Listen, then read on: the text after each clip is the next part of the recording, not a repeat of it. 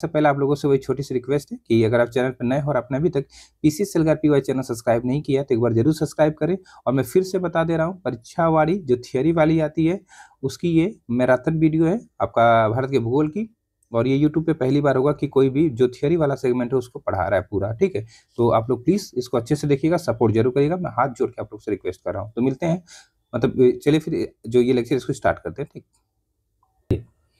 अध्याय 1 हम लोग पढ़ना यहाँ पे स्टार्ट करते हैं। देखिए बहुत अच्छे तरीके से पढ़ेंगे। एक तरीके से मान लीजिए ज्योग्राफी आपको बेसिक भी नहीं पता होगी ना, तो मैं इस तरीके से पढ़ाऊंगा कि पूरा बेसिक से लेके पूरा एक तरीके से कहते हैं जीरो से लेके हीरो तक की पूरी हम लोग यहाँ पे ज्योग्राफी पढ़ेंगे, इंडियन ज्योग्राफी, ठीक। सबसे पहला चैप्टर आपका जो होता है इंडियन ज्योग्राफी, अगर आप लोग पढ़ना स्टार्ट करेंगे तो भारत का सामान्य और भौगोलिक जो इसका परिचय होता है वो होता है। इंग्लिश में यहाँ पर आप लोग देख सकते हैं general geographical introduction of India होता है। उसमें सबसे पहले जो आपकी हेडिंग होती है वो भारत का नामांकन, मतलब नॉमिनेशन ऑफ इंडिया, मतलब भारत का क्या नाम है। सबसे पहले यहाँ पे जो भारत का नाम है उसके बारे में हम लोग जानते हैं। जैसा कि आपको पता है कि भारत के 3 नाम बेसिकली ज़्यादा यूज होते हैं। कौन कौन से? इंडिया, भारत और हिंदुस्तान, ठीक है। तो इस तरीके से अलग अलग इतिहास के कारण भी इसके कुछ नाम है। जैसा कि आपको पता है कि जो भगत थे, राजा भगत, उनके नाम पे भारत का नाम पड़ा है। जो राजा भरत थे उनके नाम पे भी भारत का नाम पड़ा है।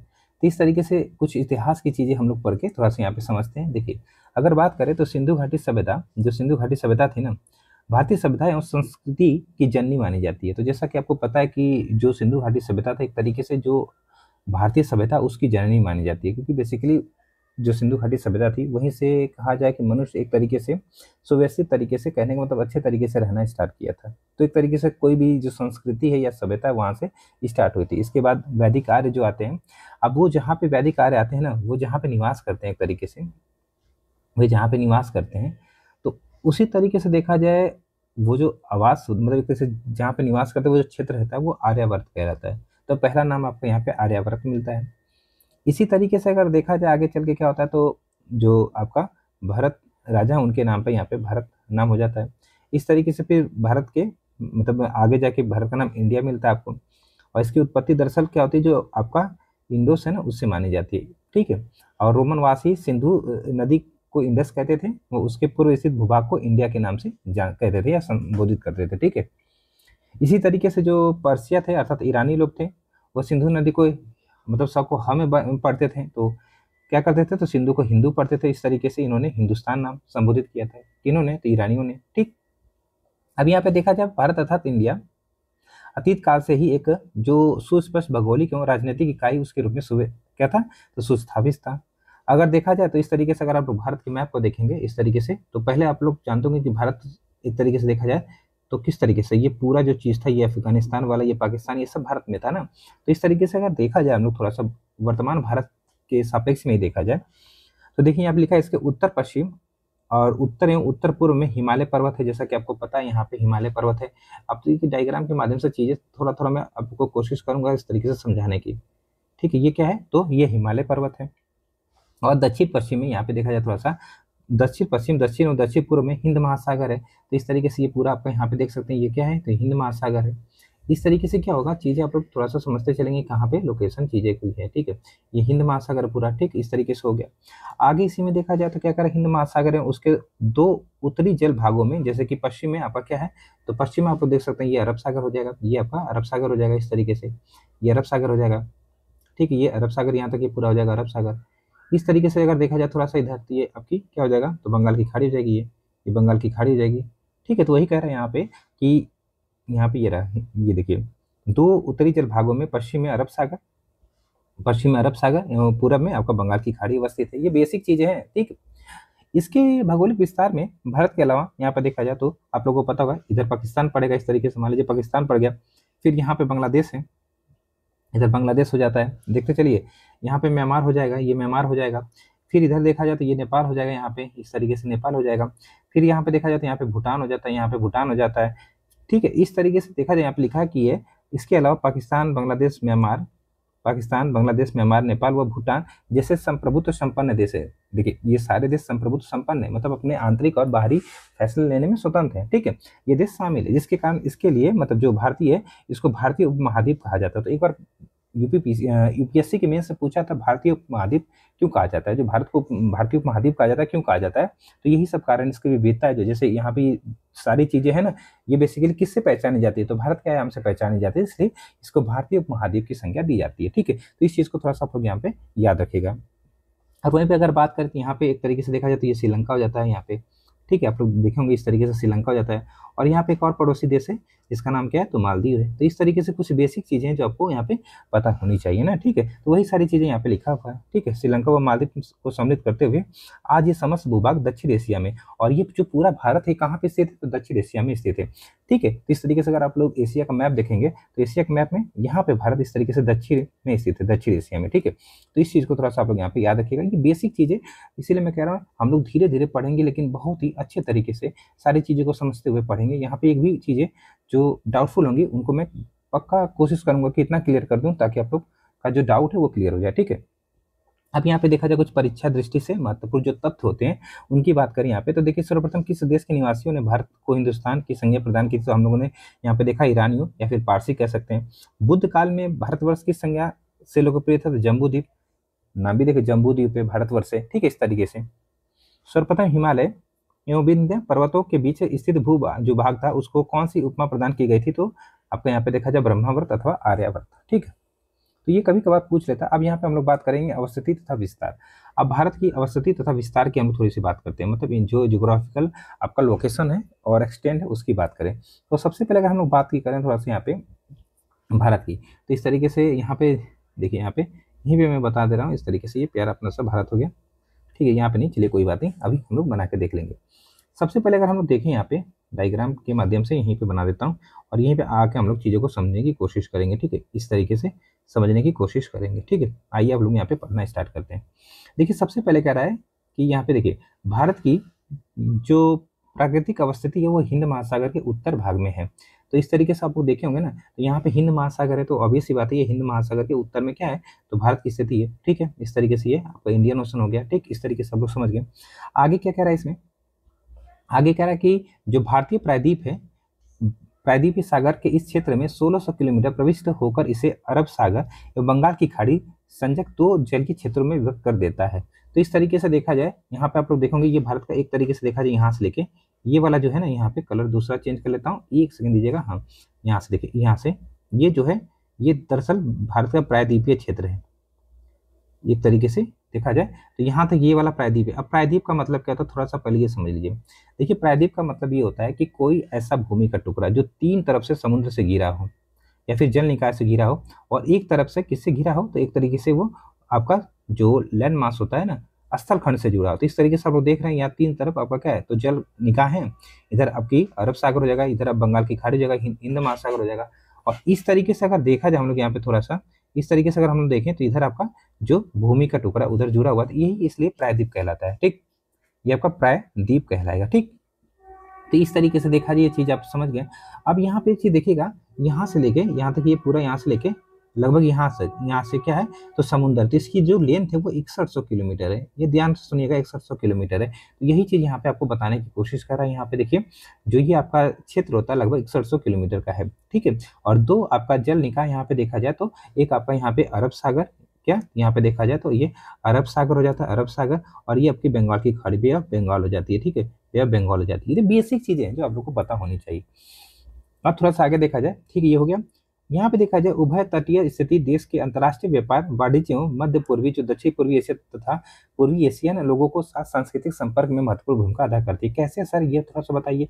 अब ये देखिए इस तरीके से देखा जाए तो इधर आप लोग जाएंगे तो यहाँ पे स्ट्रेट है, इस तरीके से आएंगे तो जो ग्रेट निकोबार है यहाँ पे स्ट्रेट है, तो इस माध्यम से हम लोग इंडोनेशिया वगैरह इधर आपका व्यापार करते हैं। इधर जाएंगे तो इधर जो आपके मतलब एक तरीके से कंट्री उधर व्यापार करते हैं। तो इस तरीके से देखा जाए यहाँ पे जो बातें यहाँ पे आपसे बताने की कोशिश कर रहा है इस लाइन में, कि जो ये क्षेत्र है ना यहाँ पे इस माध्यम से हम लोग जैसे मध्य पूर्व में, दक्षिण पूर्वी एशिया में तथा पूर्वी एशिया के लोगों के साथ सांस्कृतिक रूप से क्या है, तो अपना संपर्क यहाँ पे देखा जाए तो रखते हैं या फिर अदा करते हैं।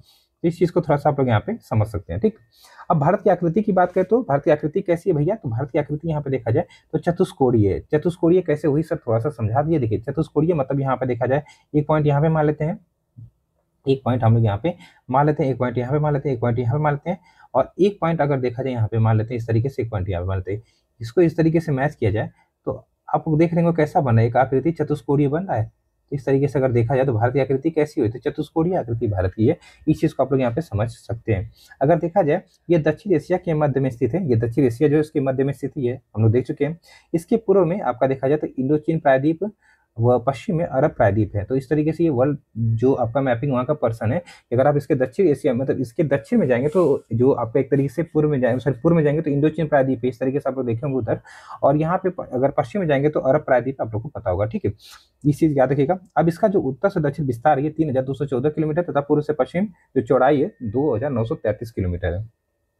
आप करेंगे यहाँ पे क्या कह रहा है, उत्तर से दक्षिण विस्तार 3214 किलोमीटर, पूर्व से पश्चिम आपका 2933 किलोमीटर। कहने का मतलब क्या सर, यहाँ पे थोड़ा सा देखिए, कहने का मतलब आपका सिंपल से यहाँ पे ये है, इस तरीके से थोड़ा सा रफ कर लेते हैं, चीजें और क्लियर आएंगे। देखिए इस तरीके से अगर देखा जाए ये उत्तर है ना, उत्तर से अगर ये लेंथ देखा जाए, ये लेंथ देखा जाए और ये लेंथ देखा जाए, तो उत्तर से यहाँ पे नॉर्थ टू साउथ देखा जाए, इस तरीके से छोड़िए, यही कलर ले लेते हैं हम लोग सिंपल सा, जहाँ से हम लोग इसको लिख पाए ना, ताकि देखिए अगर डायग्राम बनेगा तो चीज़ें तभी क्लियर हो जाएंगी। और मैं चाहता हूँ कि इस तरीके से आप लोग यहाँ पे ज्योग्राफी पढ़ ले कि इसके बाद पढ़ना ना पड़े। तो ये नॉर्थ हो जाता है आपका और ये आपका साउथ हो जाता है। ये लेंथ कितनी है, ये लेंथ कितनी है, तो ये लेंथ भैया आपका देखा जाए तो 3214 किलोमीटर है, ठीक है, 3214 किलोमीटर, इसको आप लोग यहाँ पे याद रखिएगा, 3214 किलोमीटर की लेंथ है। और ये लेंथ की अगर मैं बात करूँ, ये वाली जो लेंथ है ये आपका 2933 किलोमीटर है, ठीक है। कैसे याद करें, अब ये सी बात है, ये देखिए ये लेंथ तो देख के लग रहा है कि ज्यादा होगा, तो 3214 किलोमीटर ये है, और 2-3 बार इस तरीके से पढ़ेंगे तो ये 2933 किलोमीटर है, ठीक है। इस तरीके से चीजों को थोड़ा सा यहाँ पे याद रखिएगा, ठीक, ये हो गया। अब यहाँ पे कह रहा है कि दोनों के बीच अंतर मात्र कितने का, 281 किलोमीटर। कभी कभार ये भी प्रश्न बन जाता है, तो कितने का अंतर है, 281 किलोमीटर का यहाँ पे डिफरेंस है। समूचा भारत लगभग मानसूनी जलवायु वाले क्षेत्रों में पाया जाता है, जिसका विस्तार देखा जाए उष्ण तथा उपोष्ण दोनों कटिबंधों में है, ठीक है।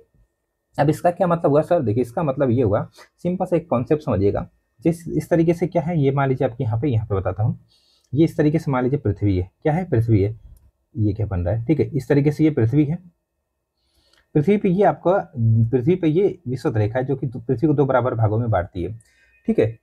अब यहाँ पे ये आपका एक तरीके से देखा जाए ये 0 डिग्री हो जाता है, इधर आपका साउथ हेमिस्फीयर कहलाता है, ठीक है। ध्यान से सुनिएगा, चीजें बहुत बिल्कुल बेसिक से समझ में आ जाएंगी। साउथ हेमिस्फीयर ये आपका नॉर्थ हेमिस्फीयर कहलाता है, ठीक है। अब यहाँ पे देखा जाए और इस तरीके से ये देशांतर रेखा होती है, ठीक है। इसके इधर में आपका क्या कहलाता है, तो पूर्वी गोलार्ध कहलाता है, इधर आपका पश्चिमी गोलार्ध कहलाता है, ठीक है। अब सुनिएगा क्या होता है, भारत की स्थिति की मैं बात करूँ तो इस तरीके से भारत आपका यहाँ पे इस तरीके से भारत पाया जाता है, ठीक है, इस तरीके से ध्यान से सुनिएगा आप। तो यहाँ पे ये कह रहा है जो प्रश्न की मतलब यहाँ पे जो लाइन थी, इसका अगर मैं मतलब आप लोगों को समझाना चाहूँ, यहाँ पे ये जो पॉइंट मतलब ये था, तो भारत की अगर मैं बात करूँ तो जो स्थिति है वो थोड़ा समझते हैं। तो भारत के बीचों बीच से एक रेखा जाती है, इस तरीके से भारत के बीचों बीच से एक रेखा जाती है, ध्यान से सुनिएगा, चीजें बिल्कुल सही से समझ में आएगी। भारत के बीचों बीच से इस तरीके से एक रेखा जाती है और इस तरीके से नीचे भी एक रेखा होती है, ठीक है। ये 23.5 डिग्री नॉर्थ होती है और ये 23.5 डिग्री आपका साउथ होती है, ठीक है। तो इसको हम लोग क्या कहते हैं, इसको हम लोग कहते हैं आपके यहाँ पे मकर रेखा, इसको कहते हैं कर्क रेखा। जो नॉर्थ में होती है, जो उत्तरी गोलार्ध में होती है 23.5 डिग्री नॉर्थ, उसको कहते हैं कर्क रेखा और इसको कहते हैं आपकी मकर रेखा, ठीक है। ध्यान सुनिएगा, इसके बीच का जो क्षेत्र होता है, इसके बीच का जो ये रीजन बनता है, ये वाला रीजन, ये जो रीजन बनता है इस तरीके से, ये रीजन कहलाता है उष्णकटिबंधीय रीजन, क्योंकि यहाँ पे सूर्य की किरणें साल में एक बार जरूर सीधे पड़ती हैं, ठीक है। तो इस तरीके से ये रीजन आपका क्या कहलाता है, उष्णकटिबंधीय रीजन।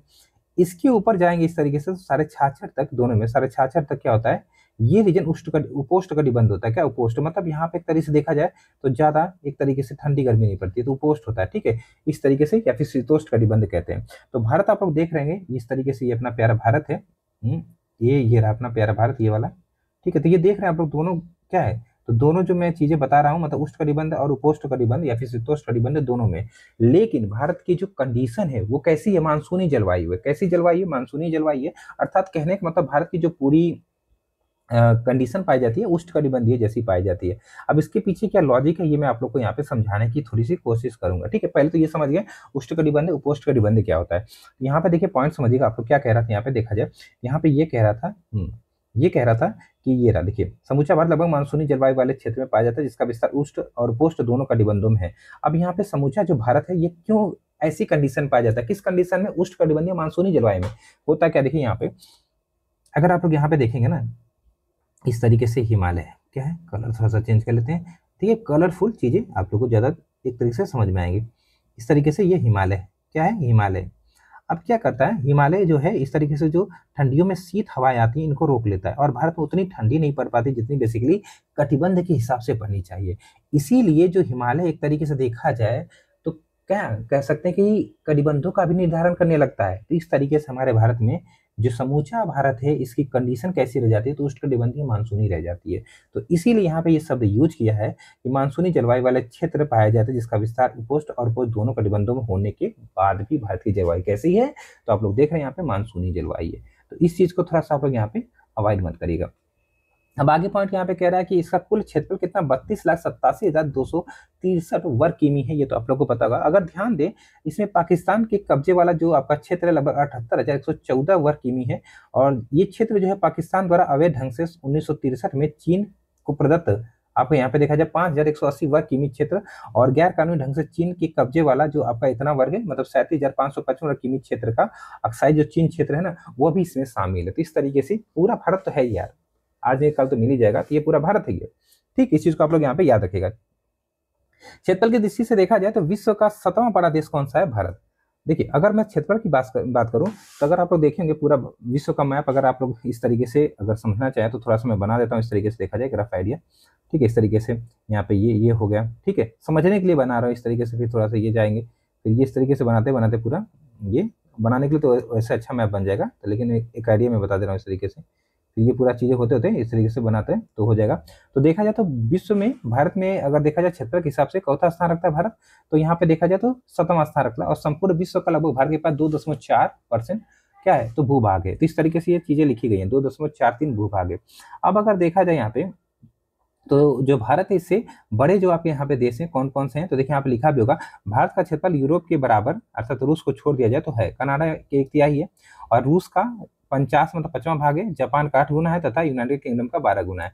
तो इस तरीके से इसको थोड़ा सा मैं रफ करूंगा, और यहाँ पे हम लोग देखेंगे क्योंकि एनसीईआरटी के डाटा की सबसे बात होगी यहाँ पे, तो इस तरीके से इस डाटा को आप लोग ऑथेंटिक मान सकते हैं। ठीक, तो यहाँ पे देखा जाए, देखिए रूस पहले स्थान पे आता है क्षेत्रफल के हिसाब से, फिर कनाडा आता है, फिर यूएसए आता है, फिर चीन आता है, फिर ब्राजील आता है, फिर ऑस्ट्रेलिया आता है, सतह पे आपका कौन आता है, अपना प्यारा भारत आता है। तो इस तरीके से ये भी चीज थोड़ा सा आप लोग यहाँ पे याद रखेगा। यहाँ पे देख सकते हैं तीसरे पे क्या हो जाएगा, तो यूएसए हो गया, एनसीईआरटी यूएसए को मानती है। वैसे यहाँ पे चीन मिलता है, दरअसल चीन क्या है ना बहुत जगह पे अपना कब्जा किया हुआ बताया, तो उसको अपने आप में गिन लेता है। ठीक है, तो इस तरीके से चीन अगर एनसीईआरटी के हिसाब से देखा जाए तो आपका चौथे स्थान पे। ठीक, इस चीज को आप लोग यहाँ पे याद रखिएगा।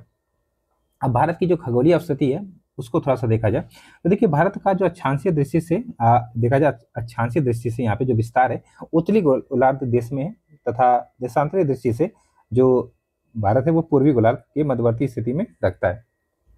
तो यहाँ पे अगर देखा जाए थोड़ा सा हम लोग, अगर मैं आप लोग को दिखाना चाहूँ फिर से वही चीज यहाँ पे, तो इस तरीके से ये पृथ्वी, इस तरीके से अगर देखा जाए थोड़ा सा हम लोग यहाँ पे, तो ये पृथ्वी हो गई, ये बड़ी सी पृथ्वी हो गई। ठीक है, अब यहाँ पे ये विषुवत रेखा हो गई, ठीक है, ये विषुवत रेखा हो गई, और ये आपका क्या हो गई, तो ये देशांतर रेखा हो गई। ठीक है, तो इसको 0 डिग्री कहते हैं, इसको भी क्या कहते हैं, तो 0 डिग्री कहते हैं, क्योंकि इधर से आपका काउंटिंग स्टार्ट होती है। ठीक है, तो इधर जाएंगे तो आपका पूर्वी गोलार्ध होता है, और इधर आपका उत्तरी अक्षांश होता है। ठीक है, तो ये अक्षांश वाली रेखा हो गई, जो लेटी होती है लैटिट्यूड होती है, जो खड़ी होती है लॉन्गिट्यूड होती है। तो इस तरीके से ये अक्षांश हो गई, और ये आपकी देशांत हो गई। अब भारत की स्थिति की मैं बात करूँ तो चतुष्कोणीय आकृति में इस तरीके से मैं आप लोग को समझा दे रहा हूँ, ये भारत हो गया मान लीजिए यहाँ पे। ठीक है, इस तरीके से ये आपका भारत हो गया। तो आप लोग देखेंगे तो भारत यहाँ से इस तरीके से ये भारत का अक्षांशीय विस्तार हो जाता है, और भारत का ये देशांतरीय विस्तार हो जाता है। तो भारत आपका देखा जाए तो कहाँ पे, पूर्वी गोलार्ध उत्तरी अक्षांश मतलब उत्तरी अक्षांश में है ना। तो इस तरीके से ये भारत की क्या होगी, आकृति होगी। तो यहाँ पे वही बता रहा है कि देखा जाए तो भारत का जो अक्षांशीय है वो उत्तरी गोलार्ध में है, तथा देशांतरिक स्थिति आपका पूर्वी गोलार्ध में स्थित है। ठीक है, आप थोड़ा सा आगे बढ़ा जाए, इस तरीके से चीजों को थोड़ा समझते हैं हम लोग अभी। ठीक है, सब कुछ समझेंगे बेसिक चीज से। ठीक है, इसकी मुख्य भूमि का जो अक्षांशीय विस्तार है वो देखा जाए आपका तो 8 डिग्री 4 मिनट से लेके आपका 37 डिग्री 6 मिनट उत्तरी अक्षांश, और देशांतरी विस्तार देखा जाए 68 डिग्री 7 मिनट से लेके 97 डिग्री 25 मिनट पूर्वी देशांतर के मध्य स्थित है। इसका क्या मतलब हुआ सर, देखिए अगर हम लोग समझें यहाँ पे तो भारत का अक्षांशीय विस्तार देखा जाए तो यहाँ से मुख्य भूमि से मैं बता रहा हूँ, यहाँ से लेके अब कहाँ तक, तो यहाँ तक ये क्या है, तो इसका अक्षांशीय विस्तार है। तो अक्षांशीय विस्तार देखा जाए तो आपका यहाँ पे देखिए, यहाँ पे देखा जाए 8 डिग्री 4 मिनट से लेके 8 डिग्री 4 मिनट से लेके जो कि कन्याकुमारी केप कैमरून कहलाता है, यहाँ से लेके आपका यहाँ तक जाएगा, आपका यहाँ तक जाएगा। यहाँ तक मतलब क्या हो जाएगा आपका यहाँ पे, तो ये हो जाएगा लगभग आपका देखा जाए तो 8 डिग्री 4 मिनट से लेके मतलब 8 डिग्री 4 मिनट उत्तरी अक्षांश से लेके आपका 37 डिग्री 6 मिनट उत्तरी अक्षांश के मध्य भारत का, अगर देखा जाए मुख्य भूमि जो है इसका विस्तार है अक्षांश के हिसाब से, ठीक है। इस तरीके से चीजों को थोड़ा सा याद रखिएगा। ये आपका क्या कहलाता है, ये आपका कहलाता है इंदिरा, क्या बताइए आप लोग यहाँ पे, इंदिरा कॉल, ये इंदिरा कॉल कहलाता है, ठीक है, ये इंदिरा कॉल कहलाता है, ठीक है। ये क्या कहलाता है आपका, तो ये कहलाता है आपका कन्याकुमारी, क्या केप कमोरिन कहलाता है। तो ये एक तरीके से देखा जाए मुख्य भूमि का विस्तार है भारत का अक्षांशीय। अगर मुख्य भूमि ना यहाँ पे जो आपके एक तरीके से देखा जाए, जैसे अंडमान निकोबार द्वीप समूह यहाँ पे देखा जाए, तो यहाँ पे एक क्षेत्र पड़ता है, यहाँ पे थोड़ा सा मैं बता दूं इस तरीके से, यहाँ पे है ग्रेट निकोबार, ठीक है, जो कि 6 डिग्री आपका 45 मिनट पे है लगभग यहाँ पे ये। तो ये देखा जाए संपूर्ण पृथ्वी का जो सबसे उत्तरतम बिंदु है ये यहाँ पे जाता है, ठीक है, इसका नाम है इंदिरा पॉइंट, ठीक है, यहाँ पे ग्रेट निकोबार में यह है इंदिरा पॉइंट, ठीक है। तो अब अगर आपसे मुख्य भूमि का पूछे तो आप लोग बताइए यहाँ पे कन्याकुमारी या फिर कैप कमोरिन जो कि 8 डिग्री 4 मिनट पे। इसी तरीके से अगर संपूर्ण भारत का पूछे सबसे दक्षिणतम बिंदु, तो आप लोग बताइएगा यहाँ पे 6 डिग्री 45 मिनट पे क्या है, तो इंदिरा पॉइंट है, ठीक है। ये कुछ बेसिक चीजें अभी हम लोग बेसिक चीजें पढ़ रहे हैं, ठीक है। और इसी तरीके से अगर हम लोग यहाँ इसका देशांतरी विस्तार देखा जाए, तो यहाँ से देखिए ये आपका यहाँ पे देखा जाए 68 डिग्री 7 मिनट से लेके आपका यहाँ पे देखा जाए तो जगह पड़ती है अरुणाचल प्रदेश की बुथु, ठीक है, 97 डिग्री 25 मिनट तक है, ठीक है। तो सबसे पूर्वी बिंदु जो है भारत का अगर देखा जाए तो किबुथु जो कि अरुणाचल प्रदेश में है, और ये गौहर मोती है जो कि गुजरात में है। तो इस तरीके से इस पॉइंट को भी आप लोग यहाँ पे थोड़ा सा याद रख सकते हैं, ठीक है, इस पॉइंट को भी आप लोग यहाँ पे थोड़ा सा याद रख सकते हैं, ठीक है। अभी इसको भी मैं बताऊंगा, ये जो रेखा आप लोग को यहाँ पे दिखाई दे रही है क्या है, इसको भी हम लोग अभी देखेंगे। तो इस तरीके से आगे बढ़ा जाए तो संपूर्ण भारत अर्थात द्वीपों सहित भारत का जो अक्षांशीय विस्तार है 6 डिग्री 45 मिनट, जैसा कि मैं आपको बता रहा था, लेके कहाँ तक 37 डिग्री 6 मिनट उत्तरी अक्षांश के मध्य स्थित है।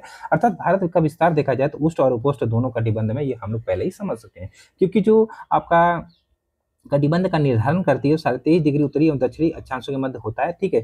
और ये जो आपकी रेखा होती है कर्क रेखा होती है, जो कि भारत के कुल 8 राज्यों से होकर गुजरती है। कौन कौन से, तो गुजरात, राजस्थान, मध्य प्रदेश, छत्तीसगढ़, झारखंड, पश्चिम बंगाल, त्रिपुरा, मिजोरम। इस तरीके से ट्रिक है मित्र पर गमछा झाड़, ठीक है। तो इस चीज को आप लोग यहाँ पे याद रख सकते हैं, ठीक है। तो ये चीज थोड़ा सा आप लोग यहाँ पे याद रखिएगा। अब आगे थोड़ा सा बढ़ा जाए तो एक रेखा है 82.5 पूर्वी देशांतर, ठीक है, 82.5 पूर्वी देशांतर को भारत का एक तरीके से मानक देशांतर चुना गया। दरअसल इंडियन स्टैंडर्ड टाइप जो है वो देशांतर के हिसाब से देखिए समय निकाला जाता है। देशांतर का बेसिकली महत्व होता है समय निकालने के लिए। तो जो इंडियन स्टैंडर्ड टाइम है उसको उसके लिए 82.5 पूर्वी देशांतर को अपनाया गया। ये क्या कॉन्सेप्ट है सर, यहाँ पे भी थोड़ा सा इसको समझना होगा। देखिए इस तरीके से ये आपकी पृथ्वी हो गई, और ये जो रेखा थी मैंने आप लोगों को पहले बताया था देशांतर रेखा होती है, क्या होती है देशांतर, इसको जीरो मानते थे। इस तरीके से भारत के बीचों बीच एक रेखा गुजारी गई 82.5 पूर्वी देशांतर, जो कि भारत की मानक रेखा है। और ये मानक रेखा जो यहाँ पे आपका ग्रीन बीच है ना, ये इस तरीके से लैब है इंग्लैंड में, मतलब वहाँ पे, वहां से गुजरती है। ये जो है इसी को एक तरीके से आधार माना गया है, इसी के हिसाब से समय का निर्धारण होता है। तो यहाँ से बेसिकली देखा जो 82.5 पूर्वी देशांतर भारत की रेखा है वो 5.5 घंटा आगे है, 5.5 घंटा आगे है, ठीक है, 5.5 घंटा हम लोग आगे, किससे, जीएमटी से, ठीक है, ग्रीन विच मीन टाइम जो उससे आगे है, अर्थात 0 डिग्री देशांतर जो कह सकते हैं उससे। तो यहाँ पे देखा जाए 82.5 पूर्वी देशांतर भारत का मानक देशांतर चुना गया है। और यहाँ पे देखा जाए जो कि हमें भारत का मानक समय अर्थात इंडियन स्टैंडर्ड टाइम जो था प्रदान करता है। मानक देशांतर चुनने का कारण यह है कि विश्व देशों में आपसी समझौते अंतर्गत मानक देशांतर जो होता है ये 7.5 का डिविजिबल होता है, ठीक है, गुणक पर चुना जाता है। इस तरीके से देखा जाए तो यहाँ पे ये सारी चीजें हो जाती है। देखिए जीएमटी से हम लोग कितना 5.5 घंटा आगे हैं, ठीक है, इस चीज को आप लोग यहाँ पे याद रखिएगा। मानक समय के कारण ही भारत की सभी स्थानों की घड़ियां एक समान जो समय है वो दर्शाती है, जबकि उत्तरी पूर्वी गोलार्ध, उत्तरी पूर्वी राज्यों में जो सूर्योदय होता है ना, उसमें थोड़ा सा डिफरेंस आपको देखने को मिलता है। उस चीज को हम लोग अभी समझेंगे। फिलहाल यहाँ पे ये देख लीजिए जो चीज थी, यहाँ पे ये जो रेखा आप लोग देख रहे हैं ना, यहाँ पे ये रेखा आप लोग यहाँ पे देख रहे होंगे, तो यही रेखा आपकी क्या है, तो यही रेखा आपकी 82.5 पूर्वी देशांतर, जिसको इंडियन स्टैंडर्ड टाइम या भारतीय मानक रेखा कहते हैं, ठीक है। और ये रेखा दरअसल इलाहाबाद के नैनी से होकर गुजरती है, और इसके साथ साथ ये 5 स्टेट से होकर गुजरती है। कई बार ये प्रश्न बन जाता है, ये 5 स्टेट कौन से, तो MOUC, ये कितनी बार मैं आप लोग को ये बता चुका हूँ। इसका ट्रिक क्या है, मौका का मतलब यहाँ पे देखा जाए तो मध्य प्रदेश, उड़ीसा, उत्तर प्रदेश, छत्तीसगढ़ और आंध्र प्रदेश से होकर गुजरती है। क्रम भी देखा जाए तो यहाँ पे इस तरीके से पूछ रहा था, उत्तर से दक्षिण दर्शाने के लिए कभी कभार गलती हो सकती है। तो उत्तर प्रदेश, फिर आपको यहाँ पे मध्य प्रदेश, फिर आपको यहाँ पे देखा जाए तो क्या जगह छत्तीसगढ़, फिर आपको यहाँ पे देखा जाए तो उड़ीसा, फिर आपको यहाँ पे देखा जाए तो आंध्र प्रदेश। तो इस तरीके से क्रम भी आप लोग यहाँ पे थोड़ा सा याद रख सकते हैं, ठीक है। तो ये सारी कुछ बेसिक चीजें जो आपको यहाँ पे थोड़ा सा तो पता होनी चाहिए। अब यहाँ पे देखा जाए तो क्या कह रहा है कि कच्छ के रण से लगभग 2 घंटे पहले होता है। अगर ध्यान दे तो 82.5 पूर्वी देशांतर भारतीय मानक समय देशांतर रेखा प्रयागराज के नैनी से होकर गुजरता है, जो कि 5 राज्य आपके यहाँ पे ये सारी चीजें हो गई, ठीक है, ये सारी चीजें आपके यहाँ पे हो गई। अब यहाँ पे जो ये कहना चाह रहा था उसको थोड़ा समझते हैं। देखिए क्या होता है, इस तरीके से देखा जाए ये अपना क्या हो गया, तो अपना प्यारा भारत हो गया इस तरीके से। अब आप लोग को पता है यहाँ पे और यहाँ पे देशांतरी विस्तार में लगभग देखा जाए तो 30 डिग्री का डिफरेंस आता है, क्योंकि अगर 68 डिग्री 7 मिनट में अगर देखा जाए तो 97 डिग्री 25 मिनट माइनस कर दिया जाए तो लगभग आपका 30 डिग्री का डिफरेंस आएगा। और एक कॉन्सेप्ट ये कहता है कि 1 डिग्री के डिफरेंस पे 4 मिनट का क्या होता है, अंतर होता है 4 मिनट का। ठीक है, 4 मिनट का अंतर, तो 30 डिग्री में कितना हो जाएगा, तो 4 30 गुणे 4 मतलब 120 मिनट का, तो मतलब 2 घंटे का। तो कहने का मतलब सूर्य जो होता है यहाँ पे 2 घंटे पहले उगता है इसके कंपेरिजन में। ठीक है, तो यही चीज आपको यहाँ पे बताने की कोशिश करा, लेकिन भारत में एक ही मानक समय है ये सारी चीजें बैलेंस करने के लिए। ठीक है, इस चीज को भी थोड़ा सा आप लोग यहाँ पे याद रखिएगा। ठीक, चलिए, बाकी ये सब अब उतना एग्जाम में आपके नहीं पूछा जाता है। अब यहाँ पे हम लोग बात करते हैं भारत की सीमाएं। भारत की सीमाएं अर्थात इंडिया जो फ्रंटियर्स होते हैं उनकी बात करते हैं।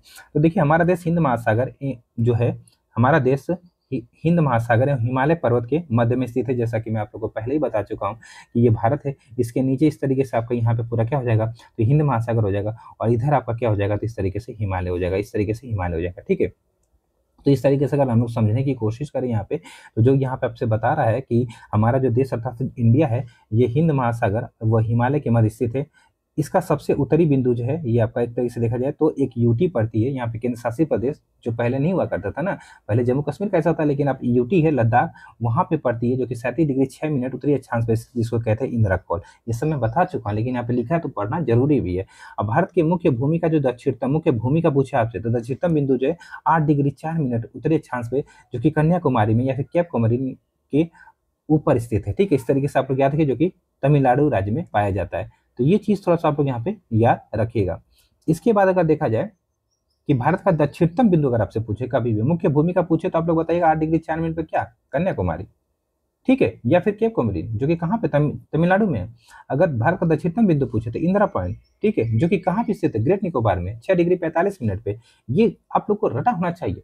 ठीक, इस तरीके से याद, ये उत्तरी अक्षांश में, क्यों उत्तरी अक्षांश में बार बार यूज कर रहा हूँ, किस तरीके से पृथ्वी हो गई और ये विषुवत रेखा हो गई। अब भारत पूरा इस तरीके से उत्तर में स्थित है। ठीक है, तो इस तरीके से उत्तरी अक्षांश होगा। ठीक है, क्योंकि इधर नॉर्थ हेमिस्फीयर होता है, इधर साउथ हेमिस्फीयर होता है। तो ये कुछ बेसिक चीजें जो आपको पता होनी चाहिए। ठीक, अब इसी में देखा जाए, इसे पिग्मेलियन पॉइंट भी कहा जाता है, जो कि आपका इंदिरा पॉइंट है, उसी को पिग्मेलियन पॉइंट या फिर पार्सन पॉइंट भी कहा जाता है, इसका नाम है। ठीक है, इस तरीके से याद रखिएगा।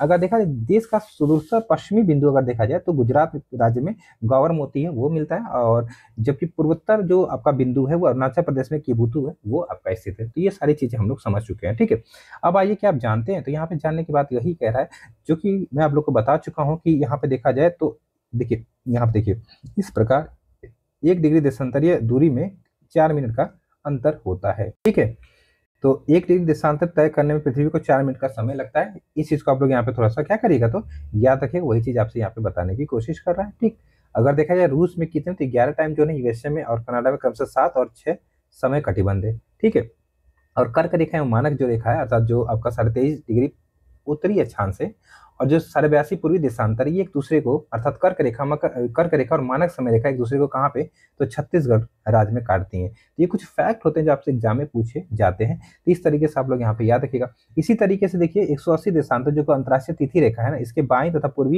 बाईं और पूर्वी देशांतर व दाईं और पश्चिमी देशांतर होते हैं। ठीक है, इस तरीके से आप लोग यहाँ पे चीजों को थोड़ा सा याद रख सकते हैं। ठीक, चलिए आगे बढ़ा जाए। ये सारी चीजें आप लोग यहाँ पे अंतर्राष्ट्रीय सीमा के बिंदु जो है देख सकते हैं। यहाँ पे लद्दाख में आपका इंदिरा कॉल है। इस तरीके से देखा जाए, अगर हम लोग बात करें यहाँ पे, तो ये देखिए कन्याकुमारी, जो कि सबसे मुख्य भूमि का दक्षिणतम बिंदु आपका यहाँ पे हो जाता है 8 डिग्री 4 मिनट से लेके आपका कहाँ तक, तो 37 डिग्री 6 मिनट उत्तरी अक्षांश। ठीक है, इसी तरीके से ये देखा जाए तो अरुणाचल प्रदेश में किबुतु है भैया ये, और ये देखा जाए तो आपका गौहर मोती, जो कि 68 डिग्री 7 मिनट से लेकर 97 डिग्री 25 मिनट पूर्वी आपके देशांतर में स्थित है। ये कुछ बेसिक चीजें जो आपको यहाँ पे पता होनी चाहिए। उससे अगर मैं पहले आप लोग को बताऊं, तो देखिए ये देखिए भारत के पड़ोसी जो देश है इनकी बात करें, तो बांग्लादेश सबसे ज्यादा बाउंड्री शेयर करता है 4096 किलोमीटर। ठीक है, इस तरीके से बचपन एमबीए आप लोग को ट्रिक भी पता है। बांग्लादेश के बाद आता है चीन। चीन की अगर मैं बात करूं यहाँ पे, तो 3488 किलोमीटर की सीमा साझा करता है भारत के साथ। इसके बाद आपका क्या आता था, बचपन। तो इस तरीके से आप लोग यहाँ पे ट्रिक के माध्यम से आसानी से बचपन, इसके बाद क्या आएगा, प से मतलब पाकिस्तान। तो पाकिस्तान आप लोग यहाँ पे देख रहे हैं, यहाँ पे पाकिस्तान पूरा लगता है। ठीक है, लगभग 3000 समथिंग वो भी लगता है। इस तरीके से फिर आपका नेपाल लगता है, यहाँ पे देख सकते हैं 1751 किलोमीटर की। ठीक है, फिर आपका यहाँ पे देखा जाए तो क्या लगेगा बताइए, तो यहाँ पे देखा जाए म्यांमार लगता है। ठीक है, म्यांमार लगता है। फिर इसके बाद अगर देखा जाए तो भूटान लगता है। ठीक है, फिर आपको यहाँ पे देखा जाए तो क्या लगता है, अफगानिस्तान 106 किलोमीटर की सीमा साझा करता है। तो इस तरीके से ये बेसिक चीज़ें जो आपको यहाँ पे पता होनी चाहिए। अभी इसके बारे में हम लोग अच्छे से और पढ़ेंगे। आइए थोड़ा सा यहाँ पे कुछ चीज़ें और दी गई हैं जिसके बारे में हम लोग यहाँ पे जानने की कोशिश करते हैं। देखिए, अगर देखा जाए लगभग समान अक्षांशीय तथा देशांतरी विस्तार वाले भारत की उत्तर दक्षिण लंबाई तथा पूर्व पश्चिम चौड़ाई में विषमता पाई जाती है। ये आप जानते हैं क्यों पाई जाती है? देखिए, अगर क्या होता है यहाँ पे एक चीज मैं बता दे रहा हूँ, थोड़ा सा यहाँ पे चीजों को और अच्छे से हम लोग समझ के चलते हैं। ये आपसे प्रश्न भविष्य में कहीं पूछे या आपसे इंटरव्यू में पूछे तो दिक्कत हो सकती है। इस तरीके से अगर आप लोग भारत को देखेंगे, इस तरीके से अगर आप लोग भारत को देखेंगे तो देखिए, भारत का जो अक्षांशीय विस्तार है ना और देशांतरीय विस्तार, भारत का अक्षांशीय विस्तार और देशांतरीय विस्तार अगर देखा जाए तो दोनों में लगभग 30 डिग्री का डिफरेंस आता है। 30 डिग्री का डिफरेंस आता है। कितने का? 30 डिग्री का डिफरेंस आता है। ये बात आप लोग समझ रहे हैं कैसे? देखिए, 8 डिग्री, यहाँ पे थोड़ा सा पे इसको, हाँ देखिए, अगर देखा जाए तो 8 डिग्री 4 मिनट है ना, ये आपका 37 डिग्री 6 मिनट है। ये आपका कितना है? तो 97 डिग्री 25 मिनट है। ये आपका कितना है? 68 डिग्री आपका 7 मिनट है। अगर देखिए इसमें माइनस किया तो लगभग 29 आएगा, 30 ये भी आ जाता है, और लगभग इसको इसमें माइनस करें तो लगभग 30 ये भी आ जाता है। ठीक है, तो एक चीज समझिएगा, ये जो लेंथ थी हम लोगों ने अभी देखा, ये कितनी थी बताइए? तो ये लेंथ थी 3214 किलोमीटर, और ये लेंथ अगर देखा जाए ये कितनी थी? ये थी 2933 किलोमीटर। ठीक है, अब भैया 281 किलोमीटर का डिफरेंस कैसे क्रिएट हो गया है जब दोनों आपके सेम है? होता क्या है, अगर आप लोग पृथ्वी को देखे होंगे इस तरीके से, इस तरीके से पृथ्वी को देखे होंगे तो देखिए, ये जो आपकी रेखाएं हैं ये एकदम पैरेलल रहती हैं इस तरीके से। कौन सी रेखाएं? ये अक्षांश रेखाएं हैं, ये पैरेलल रहती है। लेकिन देशांतर रेखा की बात करूँ ना, तो इस तरीके से आप लोग देख रहे हैं, ये तो आपका 0 डिग्री देशांतर हो गई। लेकिन इसके बाद देखेंगे तो इस तरीके से रेखाएं होती हैं, ये इस तरीके से रेखाएं होती हैं। तो आप लोग देख रहे होंगे पोल पे ये रेखाएं क्या, और ये आपस में जाके मिल जा रही हैं। ठीक है, आपस में जाके इस तरीके से मिल जा रही हैं, और इधर चौड़ी है, इधर आपकी चौड़ी है। तो भारत की स्थिति इस तरीके से है। तो आप लोग देख रहे हैं, अगर देखा जाए तो इधर है ना भारत की स्थिति, तो ये रेखा क्या सिकुड़ने लग रही है थोड़ी सी ना, इस तरीके आपकी थोड़ा सा सिकुड़ेगी इस तरीके से, तो ये लेंथ आपका यहाँ पे कम हो जाता है। ठीक है, तो यहीं पे ये बताने की कोशिश कर रहा है। आई होप कि आपको चीजें यहाँ पे समझ में आ रही होंगी। ठीक है, अगर आ रही होंगी तो मैं आप लोगों से उम्मीद करूंगा इस लेक्चर को आप लोग खूब शेयर करिएगा, क्योंकि आप लोग के कहने से ही चीजें यहाँ पे स्टार्ट करता हूँ मैं अपने चैनल पे। ठीक है, तो एक चीज यहाँ पे पूरा समझाया होगा कि भारत के मुख्य भूमि का अक्षांशीय विस्तार लगभग देखा जाए तो इतना है। ठीक है, और यहाँ पे इतना डिफरेंस है, और देशांतरीय विस्तार देखा जाए तो उसका भी डिफरेंस इतना है।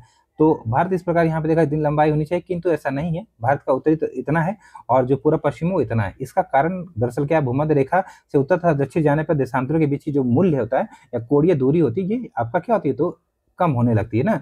इस तरीके से वही चीज आप लोग को मैंने चित्र के द्वारा समझा दिया, इसने पूरा थियरी के माध्यम से समझाया, तो इस तरीके से आप लोग यहाँ पे समझ सकते हैं। ठीक है, चलिए आगे बढ़ा जाए। अब यहाँ पे क्या दे रहा है थोड़ा सा, देश के जो चतुर्थम अंतिम सीमा है उनको देखिए। दक्षिणतम बिंदु आपसे पूछे, दक्षिणतम पूछा है यहाँ पे, ध्यान से प्रश्न को पढ़िएगा फिर आंसर दीजिएगा। दक्षिणतम बिंदु पूछे इंदिरा पॉइंट 6 डिग्री 45 मिनट पे, जो कि ग्रेट निकोबार द्वीप समूह में स्थित है। इसके बाद उत्तरतम बिंदु पूछे तो इंदिरा कोल, जो कि पड़ेगा कहाँ पे, आपका 37 डिग्री 6 मिनट उत्तरी अक्षांश में, जो कि कहाँ पे, लद्दाख में। इस तरीके से पश्चिमतम बिंदु पूछे तो गौहर मोती 68 डिग्री 7 मिनट आपका उत्तरी अक्षांश, मतलब पूर्वी देशांतर में। ठीक है, गुजरात में पड़ेगा। और पूर्वोत्तम बिंदु देखा जाए किबुतु 97 डिग्री 25 मिनट पूर्वी देशांतर, जो कि अरुणाचल प्रदेश में है। और मुख्य भूमि से दक्षिणतम सीमा पूछे आपका तो कन्याकुमारी 8 डिग्री 4 मिनट उत्तर में, उत्तर अक्षांश में आपका तमिलनाडु में स्थित है। तो ये कुछ चीजें हैं जो आपको 100% याद होनी चाहिए। ठीक है, चलिए आगे बढ़े, कुछ और चीजें हम लोग समझते हुए चलते हैं। अभी हम लोग पहले ही चैप्टर थे। इस तरीके से देखा जाए यहाँ पे क्या कर रहा है, इसकी स्थलीय सीमा यहाँ पे देख सकते हैं, थोड़ा सा चीजें कुछ छूट नहीं रही है ना, बस छूटना नहीं चाहिए भैया, पूरा लाइन वाइज हम लोग पढ़ रहे हैं। इसकी स्थलीय सीमा वो जलीय सीमा जो है, इसकी स्थलीय सीमा वो जलीय सीमा दो तथा उसकी पड़ोसी देश उसे विशिष्ट भौगोलिक वाणिज्यिक एवं व्यापारिक स्थिति जो होता है ना प्रदान करते हैं।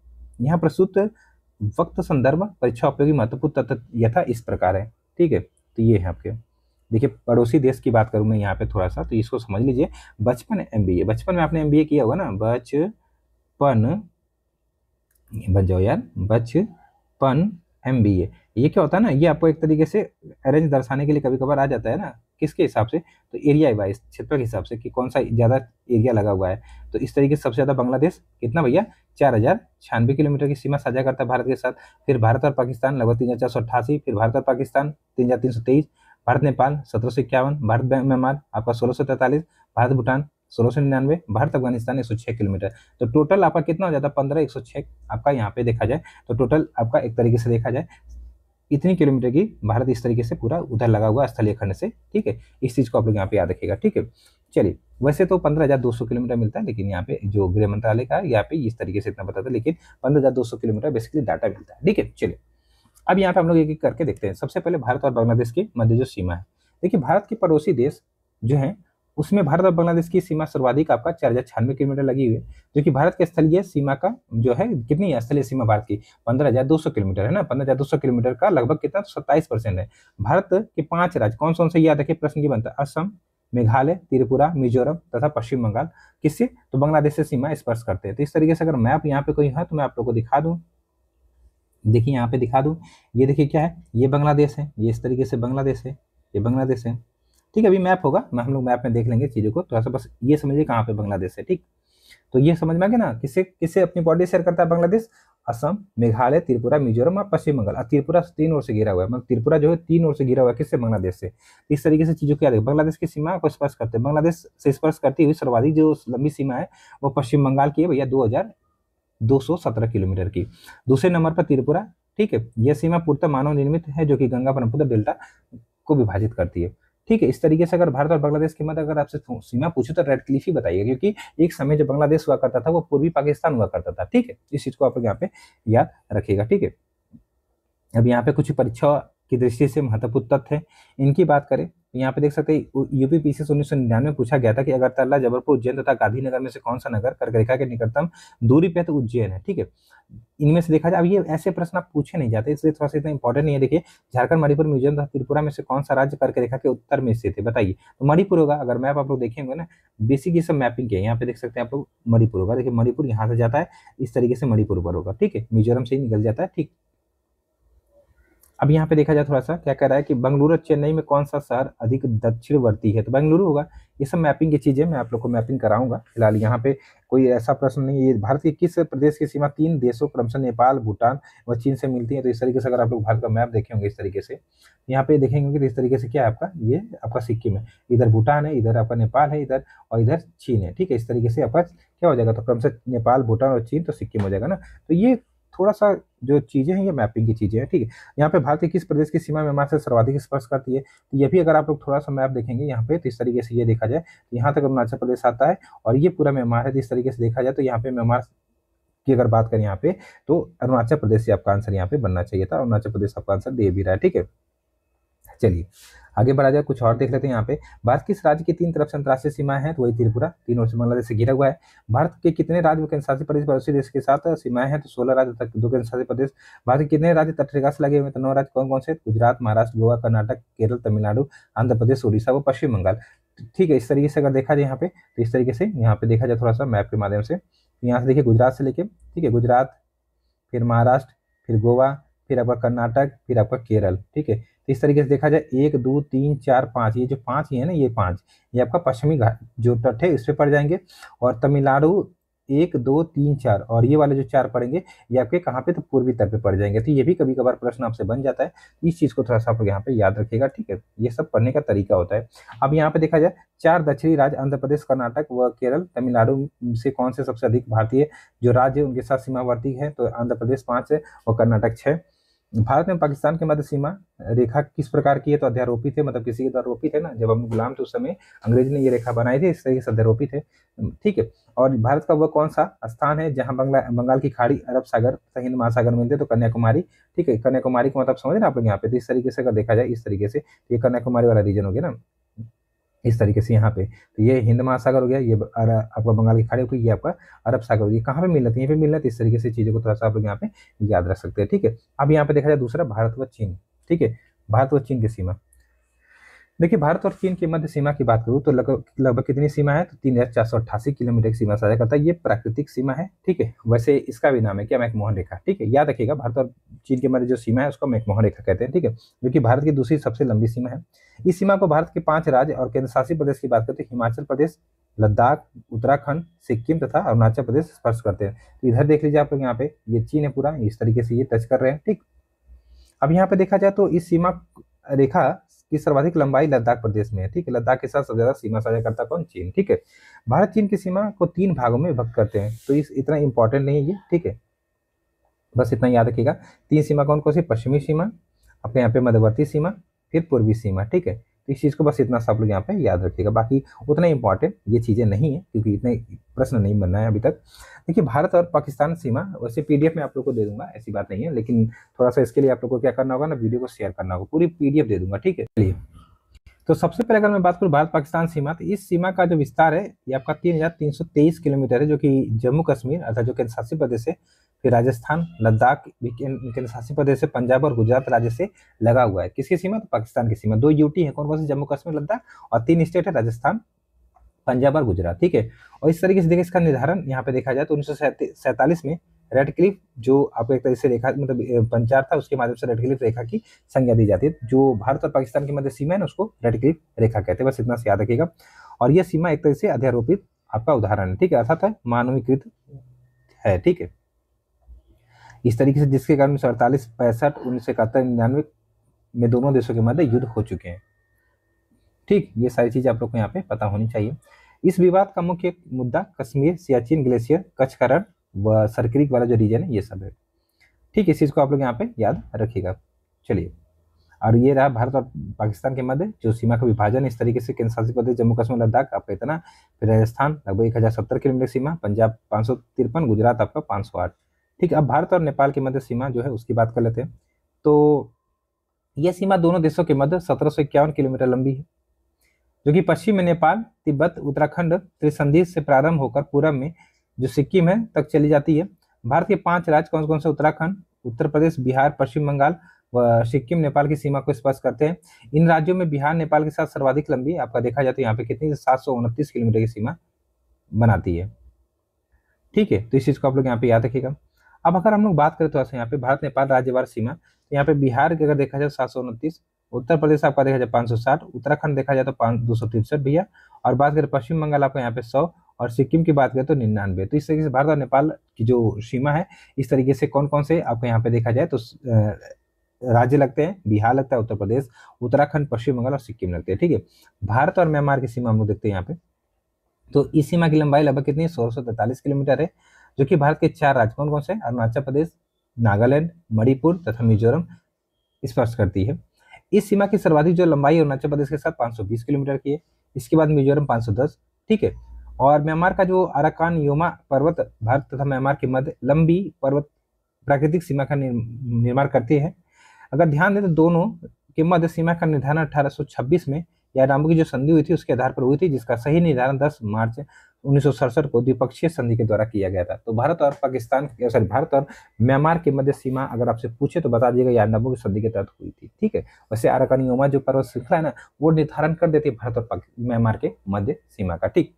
अब इस तरीके से देखा जाए, एक से देश, यहाँ पे देखिए एक से अधिक देशों की सीमा को स्पर्श करने वाले भारत के जो राज्य या फिर केंद्र शासित प्रदेश कौन कौन से? देखिए लद्दाख की बात करें तो ये पाकिस्तान को टच करेगा, अफगानिस्तान को और चीन को, याद रखिएगा। ऐसे फैक्चुअल चीजें एग्जाम में पूछ ली जाती है। मिजोरम की बात करें तो बांग्लादेश और म्यांमार के साथ, असम की बात करें तो बांग्लादेश और भूटान के साथ, अरुणाचल प्रदेश तो चीन के साथ, म्यांमार के साथ और भूटान के साथ, उत्तराखंड की बात करें तो चीन और नेपाल के साथ, पश्चिम बंगाल की बात करें तो बांग्लादेश, नेपाल और भूटान के साथ, सिक्किम की बात करें तो नेपाल, चीन व भूटान के साथ सीमा साझा करता है। तो इस तरीके से आप लोग देख सकते हैं कि एक से अधिक देशों के सीमा को स्पर्श करने वाले जो राज्य या फिर केंद्र शासित प्रदेश है वो कौन कौन से हो गए।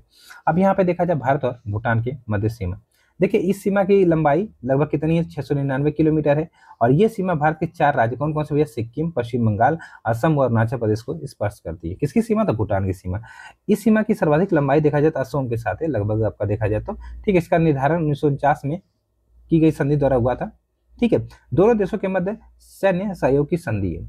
भारत और भूटान के साथ अगर राज्यवार सीमा विभाजन देखा जाए तो असम लगभग 267 किलोमीटर, अरुणाचल प्रदेश 217, पश्चिम बंगाल के साथ 183 किलोमीटर और सिक्किम के साथ 32 किलोमीटर की सीमा लगी हुई किसकी? तो भूटान की, ठीक। अब यहाँ पे भारत और अफगानिस्तान की हम लोग बात कर लेते हैं। तो सबसे कम सीमा अफगानिस्तान के साथ भारत की लगी हुई है। इस सीमा की लंबाई 106 किलोमीटर है। स्वतंत्रता से पूर्व भारत अफगानिस्तान सीमा का निर्धारण देखा जाए तो आपका लगभग 1896 में ही जो सर मार्टिन डुरन थे उनके द्वारा किया गया था। वर्तमान में भारत अफगानिस्तान पाकिस्तान अफगानिस्तान की सीमा के मध्य विभाजन हो चुका है। तो इस तरीके से कुल मिला जो कि भारत और अफगानिस्तान के मध्य जो सीमा है उसका क्या नाम है? तो डुरन रेखा, ठीक। इस चीज को आप लोग यहाँ पे याद रखेगा। तो फिलहाल इस चार्ट के माध्यम से आप लोग एक बार और देख सकते हैं। देखिए यहाँ पे बात करें तो बांग्लादेश के साथ तो इतनी सीमा, और जो आपके एक तरीके से परिचालन जो रेखा शून्य रेखा कहते हैं त्रिपुरा के साथ। वैसे 5 राज्य कौन से? सिक्किम, बंगाल, मतलब यहाँ पे देखा जाए तो पश्चिम बंगाल, मेघालय, मिजोरम, त्रिपुरा और असम है। ठीक है। चीन के साथ देखा जाए तो सीमा 3488 है, मैकमोहन रेखा भारत और चीन के मध्य है। हिमाचल प्रदेश, लद्दाख, उत्तराखंड, सिक्किम और अरुणाचल प्रदेश सीमा साझा करते हैं। पाकिस्तान की बात करें तो 2323 किलोमीटर रेड क्लिफ रेखा है भारत और पाकिस्तान के मध्य, 1947 में निर्धारण किया गया था। 5 यूटी जो राज्य है जैसे कि गुजरात, राजस्थान, पंजाब राज्य हो गए, 2 यूटी लद्दाख और जम्मू कश्मीर हो गए। नेपाल की बात करें तो 1751 किलोमीटर की सीमा है, कोई भी यहाँ पे नहीं है प्राकृतिक सीमा कुल मिला के। 5 राज्य कौन से? उत्तर प्रदेश, बिहार, पश्चिम बंगाल, सिक्किम और उत्तराखंड है। इसके बाद अगर हम लोग यहाँ पे बात करें तो म्यांमार के साथ 1643 किलोमीटर की सीमा है, इंडो बर्मा बैरियर कहलाता है। अरुणाचल प्रदेश है, नागालैंड, मिजोरम, मणिपुर सीमा लगते हैं इससे। भूटान की बात करें तो 699 किलोमीटर की सीमा है, पश्चिम बंगाल, सिक्किम, अरुणाचल प्रदेश, असम टच करते हैं। अफगानिस्तान 106 किलोमीटर सीमा साझा करता है लद्दाख के साथ। ठीक है, तो इस चीज़ को आप लोग यहाँ पे याद रखिएगा। और इस तरीके से भारत की जो टोटल स्थलीय सीमा है वो 15,200 किलोमीटर की हो जाती है। अब कुछ जलीय सीमा है उनकी बात कर लेते हैं हम लोग। तो भारत की जो मुख्य तटीय सीमा है देखा जाए तो 6100 किलोमीटर है। अगर इसमें द्वीपों समेत अगर जोड़ दिया जाए तो 75-16 हो जाती है। कौन से द्वीप भैया? तो इस तरीके से अगर आप लोग भारत का मैप देखे होंगे थोड़ा सा इस तरीके से भारत का मैप देखे होंगे तो यहाँ से लेके यहाँ से लेके ये जो मुख्य भूमिका है ना ये यहाँ तक लगभग तो ये 6100 किलोमीटर है। ठीक है, लेकिन इसमें इस तरीके से अगर हम जोड़े किसको तो अंडमान निकोबार द्वीप समूह को इस तरीके से लक्षद्वीप को जोड़ा जाए तो ये हो जाता है 75-16 किलोमीटर। ठीक है, तो इस तरीके से देखा जाए इस प्रकार भारत की कुल जो सीमा है वो 22,716 किलोमीटर आपका यहाँ पे हो जाती है। ठीक है, चलिए मुख्य भूमि का तटीय सीमा देखा जाए तो कुल 66 जिले व 9 राज्य स्पर्श करते हैं। इसके अलावा 4 केंद्र शासित प्रदेश व उसके 4 जिले तटीय सीमा को स्पर्श करते हैं। बहुत इंपॉर्टेंट फैक्ट है जो आपको पता होना चाहिए। तटीय राज्यों में सर्वाधिक तटीय जो लंबाई है वो गुजरात की है, जिसको मैंने कैसे याद कराया था आप लोग को? गैट। ठीक है, इस तरीके से देखा जाए गुजरात, फिर आपका यहाँ पे क्या हो जाएगा तो आंध्र प्रदेश, फिर आपका यहाँ पे तमिलनाडु। ठीक है, इस तरीके से आप लोग यहाँ पे याद रखिएगा। तो आप लोग यहाँ पे देखें इस चार्ट के माध्यम से तो तटीय राज्य, केंद्र शासित प्रदेश सहित जो सीमा है जैसे अंडमान निकोबार द्वीप समूह अगर यूटी लग जाए तो इसकी सबसे ज्यादा होगी।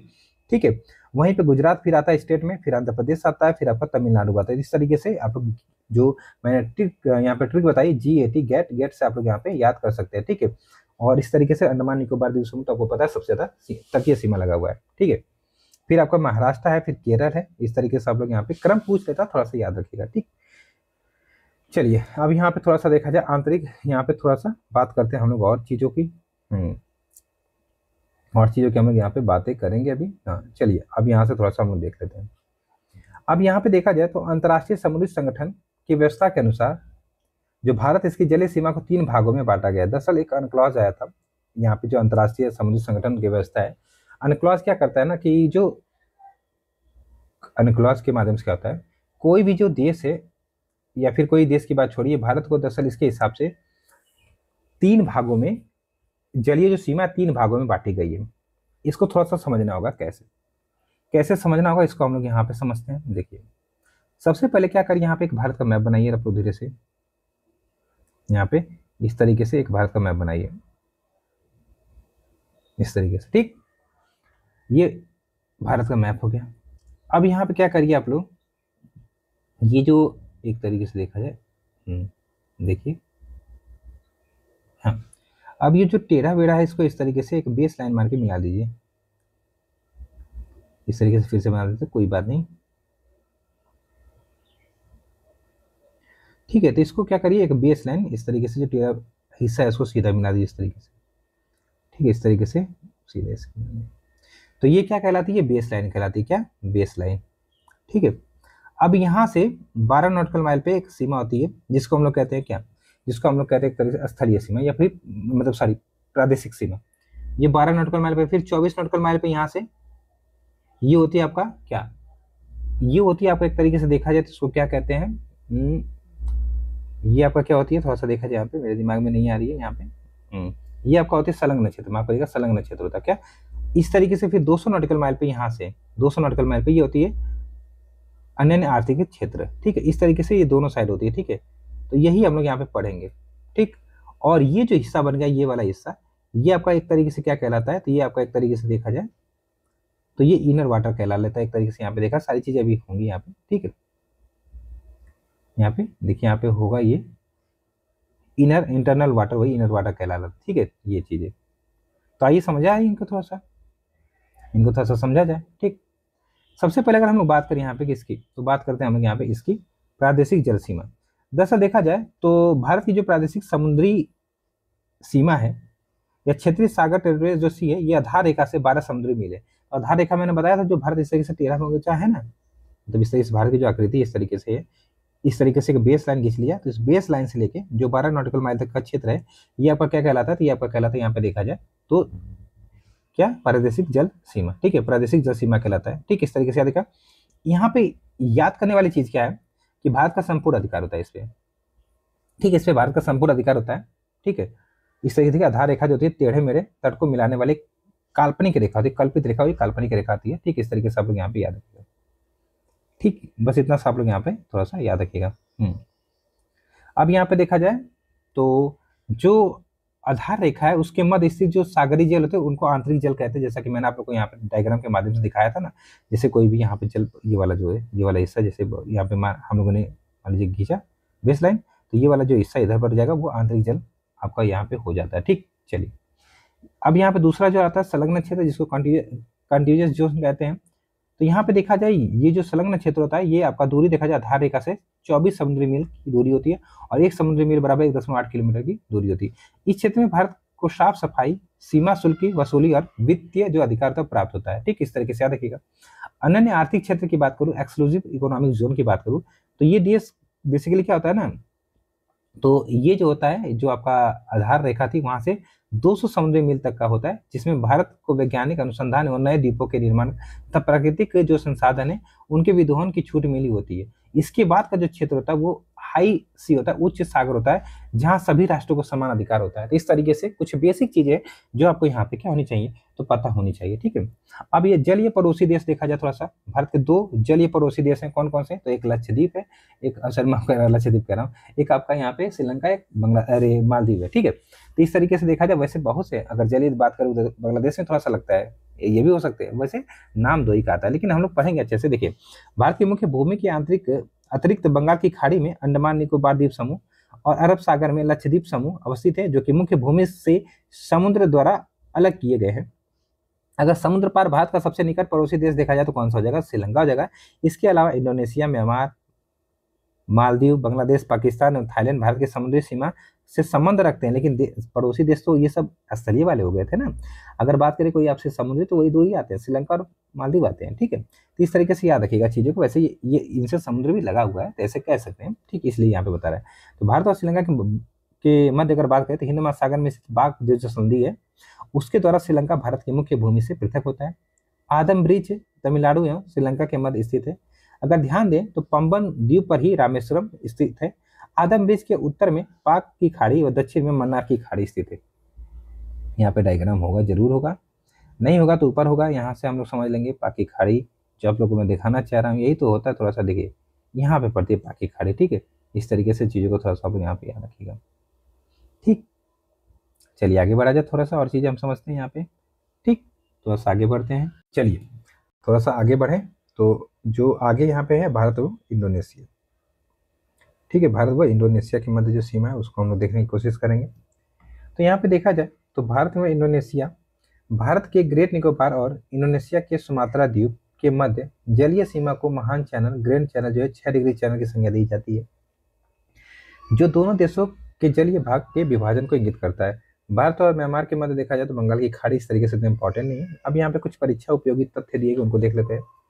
तो भारत के मुख्य स्थलीय भूभाग का अक्षांशीय विस्तार देखा जाए तो सबको पता है, इसमें क्या बताऊं मैं आप लोग को। ठीक है, मानक रेखा वही उत्तर प्रदेश, मध्य प्रदेश, छत्तीसगढ़, उड़ीसा, आंध्र प्रदेश से होकर गुजरती है। मौका ट्रिक आप लोग को याद होगी।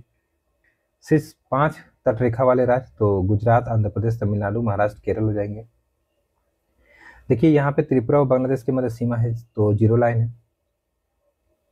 ठीक है, इस तरीके से इसमें कुछ उतनी इंपॉर्टेंट चीजें नहीं है जो आप लोग को पता ना होगी। ठीक है, यहाँ पे देखिए भारत के दक्षिण हिंद महासागर में पाए जाने वाले जो प्रमुख द्वीप हैं, मालदीव, सेशल्स, चैगोस और अल्दाब्रा है ये। ठीक है, और ये सब द्वीप हैं, ये डियागो गार्सिया भी, मेडागास्कर, ये सब किसके थे, हिंद महासागर के द्वीप है। थोड़ा सा याद रखिएगा। ठीक है, भारत की सर्वाधिक लंबी स्थलीय अंतर्राष्ट्रीय सीमा है वो बांग्लादेश के साथ है। भारत का औसत जो समुद्र तल है वो कहाँ से मापा जाता है, तो चेन्नई से मापा जाता है। शेल्फ क्षेत्र भारत का लगभग इतना है। सबसे दक्षिणतम बिंदु देखा जाए तो किस अक्षांश पे, तो 6 डिग्री 45 मिनट उत्तरी अक्षांश पे। ठीक है, भारत जो म्यांमार है उसकी सीमा का निर्धारण के प्राकृतिक पहाड़ियों द्वारा हुआ था। तो यहाँ पे मिसमी, पटकोई, बुम, नागा, आराकानियोमा, ये जो पहाड़ियां हैं। ठीक, अब यहाँ पे प्रमुख चैनल व जलडमरू मध्य की अगर हम लोग बात करें यहाँ पे, तो मालदीव और मिनिकॉय के मध्य अगर देखा जाए 8 डिग्री चैनल है। लक्षद्वीप और मिनिकॉय के मध्य आपका 9 डिग्री चैनल है। छोटा अंडमान और कार निकोबार के मध्य 10 डिग्री चैनल है। और सुमात्रा द्वीप जो इंडोनेशिया का है और ग्रेट निकोबार के मध्य आपका ग्रेट चैनल या 6 डिग्री चैनल है। तमिलनाडु और श्रीलंका के मध्य आपका पाक स्टेट है। दक्षिण अंडमान व लघु अंडमान के मध्य आपका दक्कन पास है। कोको द्वीप जो कि म्यांमार में है वह उत्तरी अंडमान के मध्य कोको स्टेट है। वैसे ये लैंडफॉल एक जगह मतलब एक तरह से अंडमान का हिस्सा है, उसके मध्य पाया जाता है, ये भी याद रखिएगा, कोको स्टेट। तमिलनाडु श्रीलंका के मध्य पाक की खाड़ी। दक्षिण ये जो है आपका यहाँ पे देखा जाए जो तमिलनाडु है ना, वो श्रीलंका के मध्य आपका मन्नार की खाड़ी है। ठीक है, और यहाँ पे लक्षद्वीप और मालाबार जो तट है उसके मध्य आपका लक्षद्वीप सागर है। ठीक है, और यहाँ पे अगर देखा जाए सेतु समुद्रम परियोजना मन्नार की खाड़ी को पाक की खाड़ी से जोड़ती है। तो ये पॉइंट भी आप लोग यहाँ पे याद रखिएगा। ठीक, अब यहाँ पे कुछ भारत का राजनीतिक मानचित्र है जिसको आप लोग यहाँ पे देखना चाहें तो राजधानी वाइज दे सकते हैं। ठीक है, जैसे अगर बात करें लेह की, लद्दाख की राजधानी लेह है। जम्मू कश्मीर की यहाँ पे देख सकते हैं श्रीनगर है। हिमाचल प्रदेश की आप लोग राजधानी देख सकते हैं शिमला है। देहरादून की उत्तराखंड, पंजाब की चंडीगढ़, हरियाणा के भी आपकी चंडीगढ़, दिल्ली की तो नई दिल्ली, राजस्थान का जयपुर, उत्तर प्रदेश का लखनऊ। ठीक, इस तरीके से बिहार का पटना, सिंह गंगटोक, भूटान की राजधानी उधर नहीं छोड़िए, अरुणाचल प्रदेश की ईटानगर, नागालैंड की कोहिमा, मणिपुर की इम्फाल, आइजोल की, मिजोरम की आइजोल, अगर त्रिपुरा की अगरतला, मेघालय की शिलांग, असम की दिसपुर। ठीक है, तो इस तरीके से आप लोग यहाँ पे पश्चिम बंगाल की कलकत्ता, झारखंड की रांची, उड़ीसा का भुवनेश्वर, छत्तीसगढ़ की राजधानी रायपुर है। और यहाँ पे देखा जाए तो तेलंगाना की राजधानी हैदराबाद है। आंध्र प्रदेश की यहाँ पे देखा जाए तो राजधानी आपका क्या हो जाती है, तो आंध्र प्रदेश की राजधानी अमरावती हो जाती है। तो आप लोग महाराष्ट्र की मुंबई हो गई, गुजरात की यहाँ पे गांधीनगर है। तो इस तरीके से भोपाल का मध्य प्रदेश है। तो ये कुछ राजधानियाँ हैं जिनको आप लोग यहाँ पे याद कर सकते हैं।